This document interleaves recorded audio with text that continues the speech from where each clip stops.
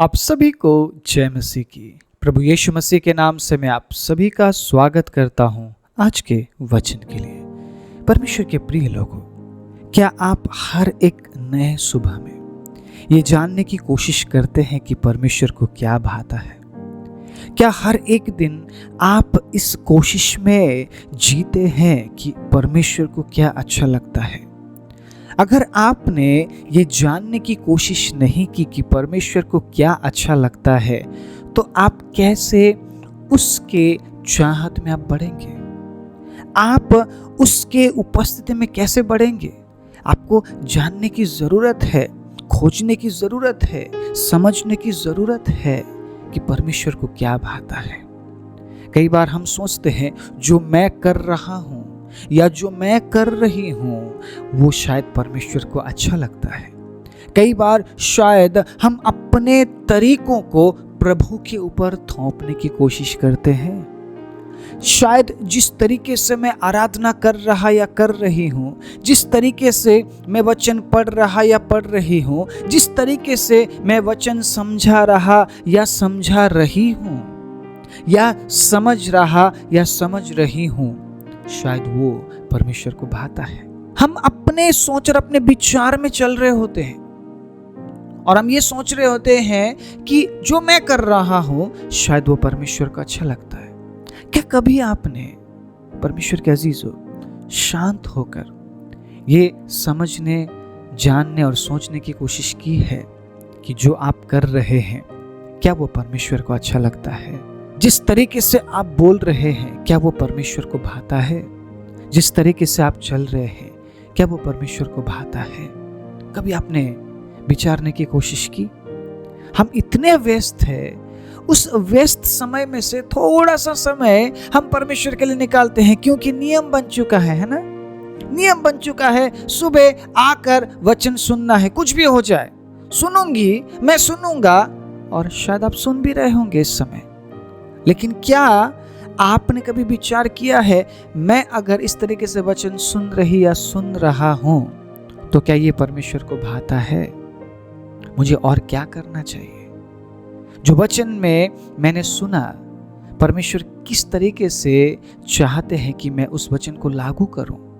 या हर दिन तो मैं सुन रही हूं, हर दिन मैं सुन रहा हूं, क्या मैं लागू कर रहा हूं उस वचन को? क्या उस दिन में मैं उस वचन के अनुसार चल रहा या चल रही हूं करके कभी आपने सोचा है? बस एक नियम मत बना लीजिए। परमेश्वर के अजीजों, परमेश्वर ने आपको किसी नियम में बांधा नहीं है। तुझे ये करना ही है, तुझे ये बोलना ही है, तुझे ऐसे चलना ही है करके वो नियम में नहीं बांधना चाहता है आपको। उसने आपको स्वतंत्र किया है, उसने आपको फ्री विल दिया है, उसने आपको आपकी इच्छा में छोड़ दिया है। परमेश्वर के अजीजों, इसीलिए तो न्याय किया जाएगा।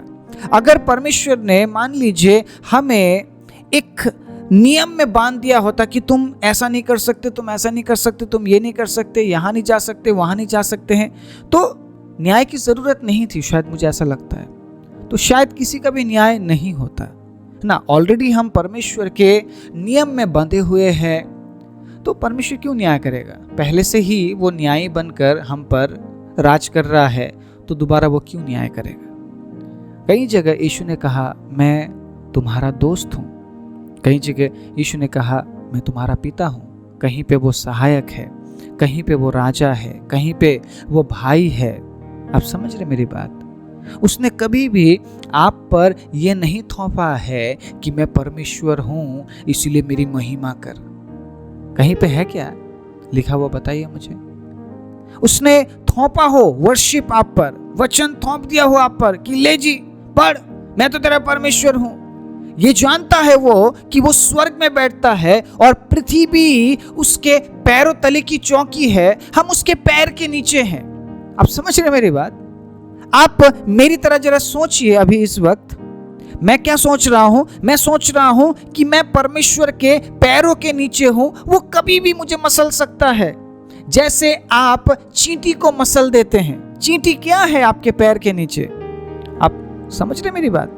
चींटी क्या है? आप कई बार चींटी को ऐसे ही मसल देते पैर से, तो परमेश्वर भी हमें ऐसे ही मसल सकता है। आप समझ रहे मेरी बात? लेकिन क्या वो अपने पैरों तले हमें रखना चाहता है? आपको क्या लगता है? वो क्या चाहता है?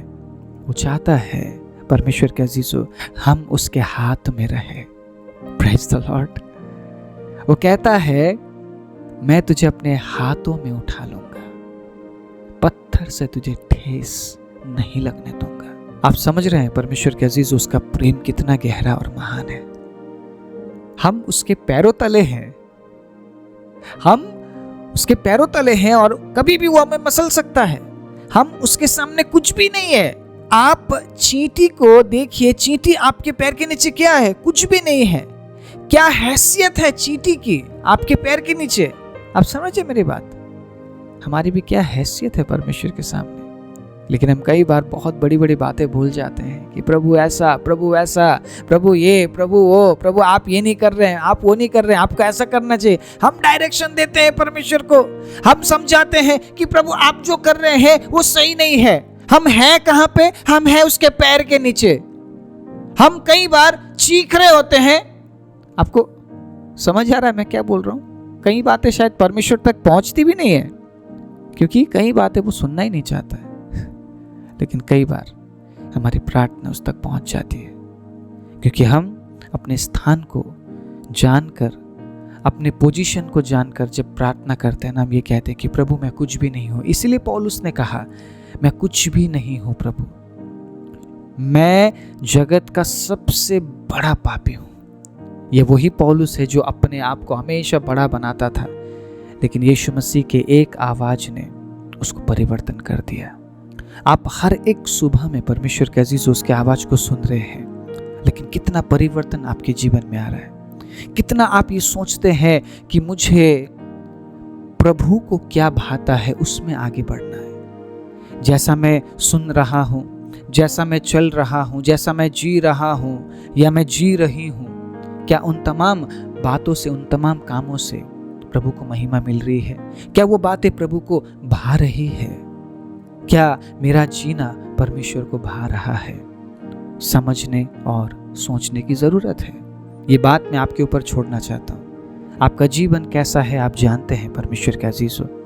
हम हर एक व्यक्ति डिफरेंट है। हम सब एक जैसे नहीं हैं। हम सब अलग अलग लाइफस्टाइल में, अलग अलग जीवनी में हम जीते हैं परमेश्वर के अजीजों। हमारा तरीका डिफरेंट है, लेकिन क्या उन तरीकों में आप ये विचार रहे हैं कि जो आप कर रहे हैं उससे परमेश्वर को क्या महिमा मिल रही है? क्या परमेश्वर को भा रहा है वो बातें? आज मैं आप सभी को भजन संहिता 69 से उत्साहित करना चाहता हूँ। 2 आयत मैं पढ़ना चाहूँगा। बहुत ही सुंदर आयत है परमेश्वर के अजीजों। सुनिएगा इस नए सुबह में परमेश्वर हमसे क्या कहना चाह रहे हैं। 30 और 31 को मैं पढ़ना चाहता हूँ। मैं गीत गाकर तेरे नाम की स्तुति करूंगा और धन्यवाद करता हुआ तेरी बढ़ाई करूंगा। यह यहोवा को बैल से अधिक, वरन सींग और खूर वाले बैल से भी अधिक भाएगा। हालेलुया। मैं 32वें आयत को भी पढ़ना चाहूंगा। नम्र लोग इसे देखकर आनंदित होंगे। हे परमेश्वर के खोजियो, तुम्हारा मन हरा हो जाए। Praise the Lord. परमेश्वर को क्या भाता है? जो ऑफरिंग्स आप देते हैं, क्या वो परमेश्वर को भाता है? परमेश्वर ने आपको शक्ति दी, परमेश्वर ने आपको जीवित रखा, इसलिए आप कमा रहे हैं। तो ऑफरिंग देते टाइम ये आपके लिए बहुत बड़ी बात नहीं है। आप समझ रहे मेरी बात? आप चाहे 1 लाख दे रहे हो, 2 लाख दे रहे हो, प्रभु ने आशीष दिया इसलिए तो आप दे पाए हैं। तो इसमें बहुत बड़ाई करने की जरूरत नहीं है, बहुत बड़ी बात नहीं है जब आप कुछ दे रहे हैं। बात बड़ी तब बन जाती है परमेश्वर के अजीजों, जब आप परमेश्वर को महिमा देते हैं। Praise the Lord. परमेश्वर आपके ऑफरिंग से महिमित नहीं होता है। जैसे कि आज इस वचन में हम पढ़ रहे हैं, परमेश्वर महिमित कैसे होता है? जब आप गीत गाकर उसकी स्तुति करते हैं। Praise the Lord. आप कहते हैं, I love you Lord, for your mercy never fails me. All my days I've been held in your hand. आप कहते हैं कि प्रभु आप विश्वास योग्य है। गीत गाकर उस गीत से आप बयान करते हैं आपके जीवन में प्रभु ने क्या किया है। मैं यहाँ पर जस्ट गीत गाने की बात नहीं कर रहा हूँ। उस गीत से जब आप बयान करते हैं आपके जीवन के लिए प्रभु ने क्या किया है, ये है गीत, ये है वर्शिप। बहुत से लोग सिर्फ गीत गाते हैं, सुर में गाते हैं, लेकिन उनके गीत में वो बयान नहीं है। परमेश्वर के अजीजों, वो बातें नहीं है जो परमेश्वर चाहते हैं। आपको परमेश्वर ने अनुग्रह दिया कि आप नए सुबह में आप प्रवेश कर सके। उस दिन के लिए आप प्रभु को क्या कहना चाहते हैं? सिंग, गीत गाकर उसकी महिमा कीजिए, क्योंकि ये प्रभु को अच्छा लगता है। हमें उस बात में ध्यान देना चाहिए जो बातें प्रभु को अच्छी लगती है। लेकिन हम किस बात में ध्यान देते हैं? जो बातें हमें अच्छी लगती है, हमें जो अच्छा लगता है वो हम करते हैं। तो आपको अच्छा लगने से आप अनंत जीवन में नहीं पहुंचेंगे। आप प्रभु को अच्छा लगना चाहिए, प्रभु को भाना चाहिए। वो बातें जो आप कर रहे हैं, वो जीवन जो आप जी रहे हैं, परमेश्वर को भाना चाहिए। परमेश्वर को भाने वाला काम अगर हम करते हैं तो हम परमेश्वर के अनंत राज्य में पहुंचेंगे। वो उसका राज्य है, हमारा राज्य नहीं है। तो वहां पे उसकी चलेगी, हमारी नहीं चलने वाली है। परमेश्वर के अजीजों, मैं कहता हूं हमारी तो इस राज्य में भी नहीं चलनी चाहिए, क्योंकि अगर आपने उसे अपना राजा बनाया है तो आप उसके अनुसार चलेंगे। आप आमीन। आगे वो क्या कहता है कि मैं धन्यवाद करता हुआ तेरी बढ़ाई करूंगा। Praise the Lord. आप आपकी परिस्थिति को नहीं देखेंगे, आज मेरा ये काम नहीं हुआ, उठते ही सुबह प्रभु आज मेरा ये काम नहीं हुआ, प्रभु करा दीजिए पिता, मैं इतने दिन से प्रार्थना कर रहा या कर रही हूं, ये काम हो क्यों नहीं रहा प्रभु। आप सुबह उठते आप क्या बोल रहे हैं परमेश्वर को? मेरा काम नहीं हुआ। आप उठते नेगेटिव बन गए, आप नकारात्मक बन गए। आपको तो धन्यवाद देना चाहिए कि एक और सुबह को आप देख पाए। बहुत से लोग रात को सोते और सुबह नहीं उठते हैं। परमेश्वर के अजीजों, आप प्रभु को क्या बोल रहे हैं कि प्रभु ये काम क्यों नहीं हो रहा है, आप कर क्यों नहीं रहे? परमेश्वर, प्रभु आप मेरी प्रार्थना नहीं सुनते। आप प्रभु को डांट रहे सुबह उठ के। आपको पता है आप कहां पर है, आप उसके पैरों तले हैं, लेकिन वो आपको अपने हाथ में रखना चाहता है। उसके लिए आपको क्या करना पड़ेगा?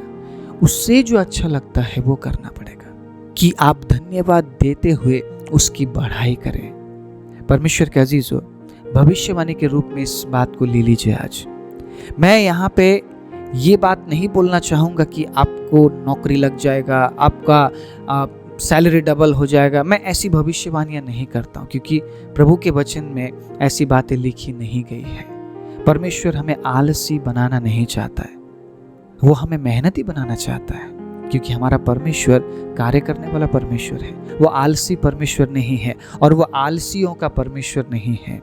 आप जब सुबह 6 बजे उठकर इस वचन को सुनते हैं, इसका मतलब आप कुछ बो रहे हैं जिसके फल को आप काटेंगे। आप काटेंगे इस वचन को। जब आप सुनते हुए इस वचन के अनुसार आप चलने की कोशिश कर रहे हैं, फल आप काटेंगे। 110% आप लिख लीजिए। मैं विश्वास के साथ भविष्यवाणी के रूप में आज इस वचन को मैं बोल रहा हूं, आप सभी के लिए सुनिएगा। अगर आप इस तरीके से अपने जीवन में आप जीने लग गए, परमेश्वर को क्या अच्छा लगता है उन बातों में अगर आप बढ़ने लग गए, और इस तरीके को अगर आपने अपना लिया, सुबह सुबह उठकर आप गीत गाते हुए, उसकी स्तुति करते हुए, धन्यवाद करते हुए जब आप उसकी बढ़ाई करेंगे, आप देखेंगे आपके जीवन में आत्मिक बढ़ोतरी को आप देखेंगे। आमीन बोलकर एक्सेप्ट कर लीजिए इसी वक्त। हालेलुया। आप आत्मिक बढ़ोतरी को देखेंगे, आप प्रभु के नजदीक जाएंगे आप। और अगर आप प्रभु में बढ़ रहे हैं तो प्रभु आपको हर क्षेत्र में बढ़ाएगा। पैसा कोई बड़ी चीज नहीं है परमेश्वर के अजीजों।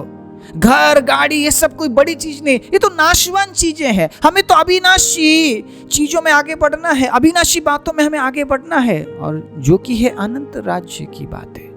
उस अनंतता की बातों में आगे बढ़ने के लिए हमें परमेश्वर की जरूरत है, और प्रभु तभी हमारे नजदीक आता है जब हम उसको भाने वाला जीवन जीते हैं। आमीन।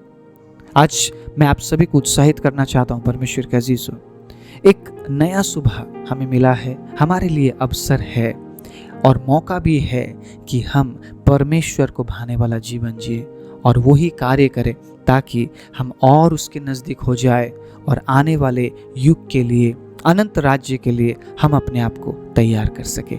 आइए हम अपने आंखों को बंद करें। मैं तुझको पसंद आऊं, मैं तेरे दिल को भाऊं, ऐसा मुझको बना, ऐसा मुझको बना।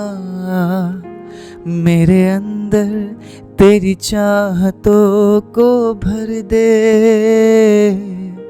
मेरे अंदर तेरी आदतों को भर दे।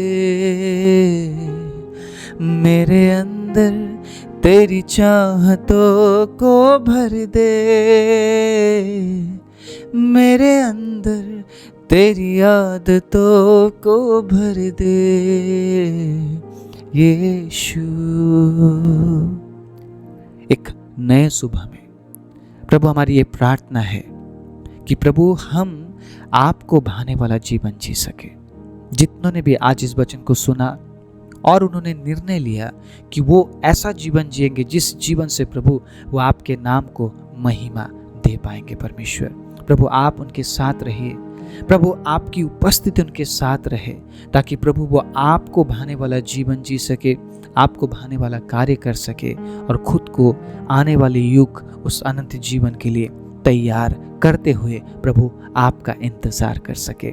मैं आपके बच्चों के जीवन में पिता, मैं आपके आशीष की घोषणा करता हूँ प्रभु, मैं आपके बढ़ोतरी की घोषणा करता हूँ, छुटकारे की घोषणा करता हूँ, चंगाई की घोषणा करता हूँ और प्रभु सुरक्षा की घोषणा करते हुए इस प्रार्थना को प्रभु यीशु मसीह के नाम से मैं मांगता हूँ।